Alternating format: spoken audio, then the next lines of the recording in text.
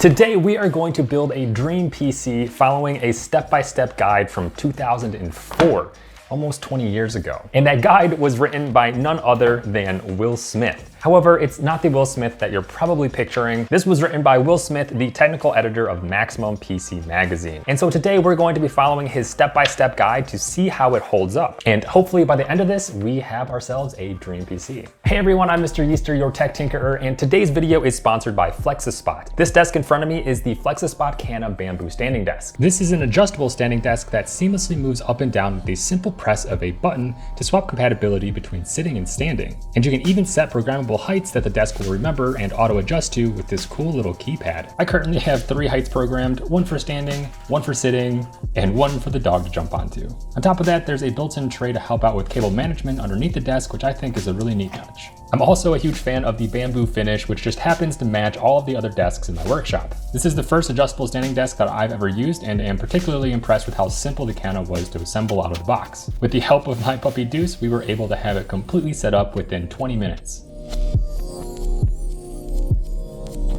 I'm very happy with the overall sturdiness and build quality, and if you're interested in purchasing one for your own PC setup, make sure to check the top link in the description below for $30 off any FlexiSpot purchase. Special thanks to FlexiSpot for sponsoring today's video. Never has it been easier to build your own computer, circa 2004. And take it from Will Smith himself, now it's time to get out there, pick up your screwdriver, and build your PC. So let's do it. Where's my screwdriver?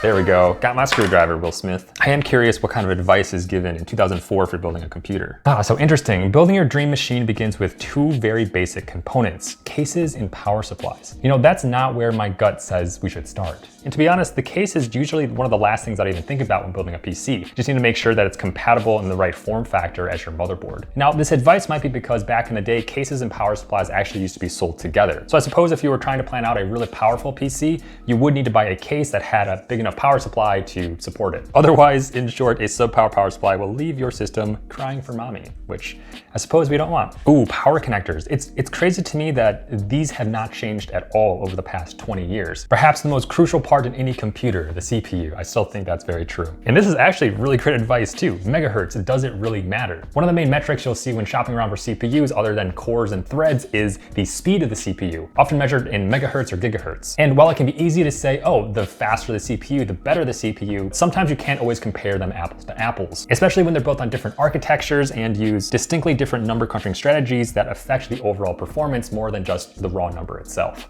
Man, this book's actually really cool. Oh, this is awesome. Check out how this book talks about Intel versus AMD. Intel, the processor giant, which is totally fair. At this point in the game, Intel had been making processors for probably upwards of 30 years, whereas AMD was much more recent to the game, and rightfully so is talked about as the feisty upstart. Whoa, check out this cooler. Wait, I want this, it's so cool. Look at all these Radiator fans that are just flexed out like that. The age-old question persisted even back in 2004. What'll it be, bub? Intel or AMD? Ooh, this is interesting. The good, the bad, and the ugly of motherboard design. There are lots of tiny little design choices that motherboard manufacturers can make that either makes the experience of using the motherboard really great or kind of average. And it could be little things that you might not even notice, like having capacitors right next to a PCIe slot, which will make it much harder to cool because that heat is so close to one another. And another thing, like the placement of the power connectors on the motherboard. If you've ever happened to use like a really cheap motherboard that has these in kind of wonky spots, you'll know how awful it is to cable manage. And wow, check out the clock speed of some of these old RAM sticks. This right here is 100 megahertz, and the DDR3 stick that we have today is 2400. So 24 times as fast as these RAM sticks from 2004. It's kind of wild.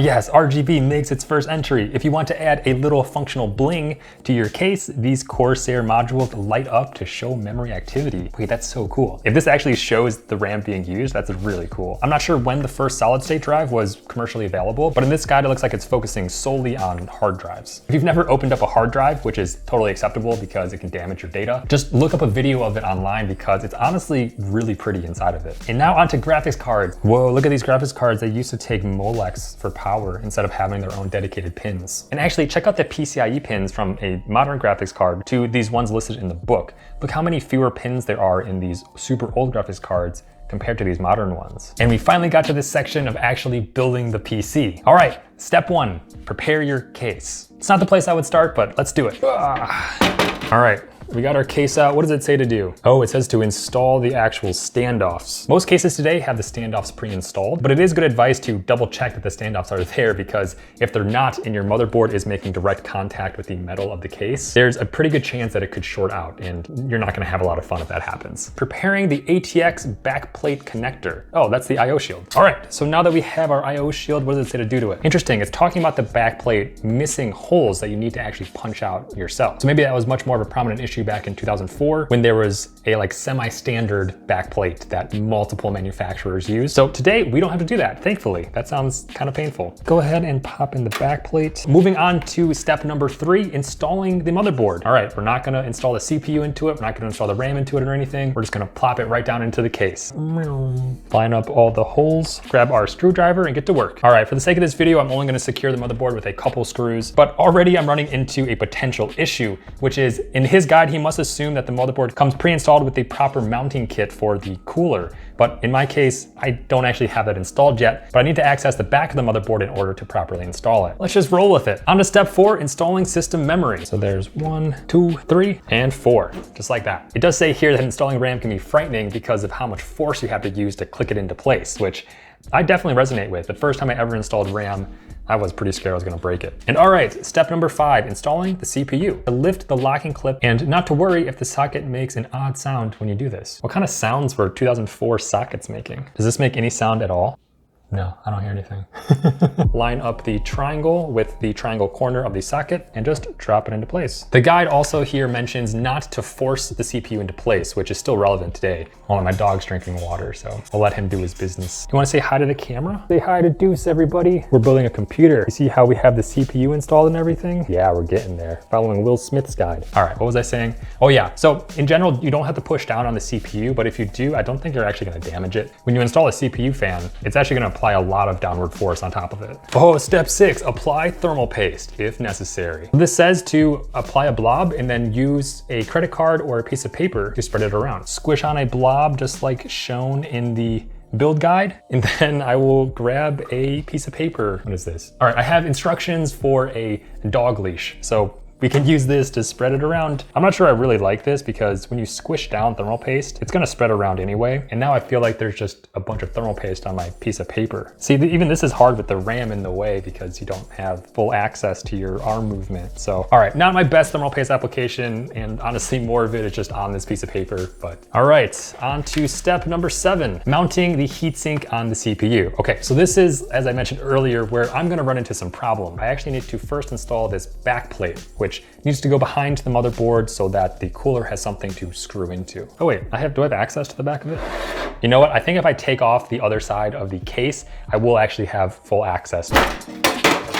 Oh yeah, we do. Okay, perfect. So not as big of an issue as I thought. Don't ask me why there's duct tape on the back of this motherboard. I bought it secondhand, so maybe they know something I don't. But clearly this is much more of a pain than just installing this backplate prior to the motherboard is installed in the case. So, and just like that, we are ready to continue with step 7, which is just installing the cooler. Slot it into place and then lock it down. All right, and that is secured on there. All right, next up is installing your PCI cards. And with this slot cover removed, we can install our Wi-Fi card and it should just slot into place. Perfect. Step number 9, which is installing the video card. It doesn't look like this guide calls out the specific slot to install your GPU into, and maybe that's because at the time motherboards only had one PCIe slot, but in general you should be installing it in the topmost PCIe slot, which generally has the most bandwidth. And drop this bad boy into place.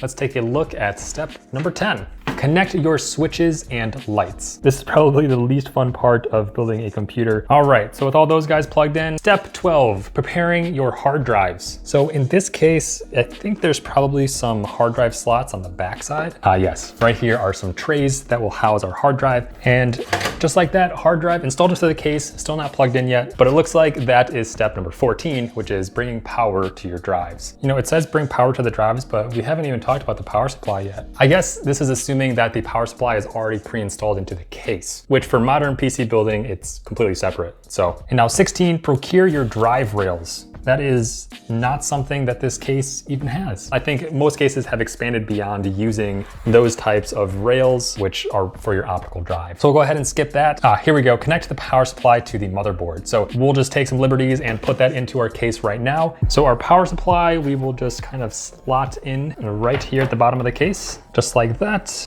All right, easy peasy. So now we can go ahead and route all of these random power supply cables to their respective slots. CPU power is generally up top, motherboard power generally off to the right-hand side, and then PCIe power just wherever the graphics card is. And then can't forget to plug in the SATA power to the hard drive back here. All right, what's up next? Plug in any remaining fans to power. Looks like this case just has one case fan installed, so we can just find the header for that and plug it in, just like that. All right, we're getting there. This looks like a PC. Step 23, tidy up your mess. And we're gonna keep our mess. All right, boot the PC, step 24. All right, it's time to see if this guide actually worked. Is this our dream PC?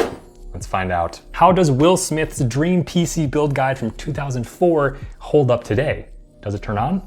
Well, let's find out in 3, 2, 1. Hey! Spinning to life is always a good sign, but the true test will be if we can get a signal on this monitor. I'm not seeing one yet. And there we go. Will Smith, thank you.